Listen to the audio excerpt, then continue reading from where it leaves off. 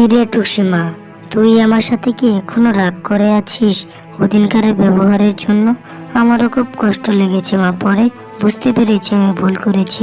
তুই আর আমার সাথে রাগ করে থাকিস না। তুই তো আর বাগাতের সাথে খেলতে যাস না মা। তুই রাগ করে আছিস এখন আমার সাথে? না বাঘিনী মামি, আমি আপনার সাথে রাগ করি নাই। আপনি বড়, আপনি একটু বলতেই পারেন, তাই রাগ করার কি আছে? আমি একটুও রাগ করি নাই।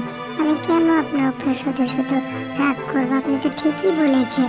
না টুসি, তুই এখনো আমার সাথে রাগ করে আছিস।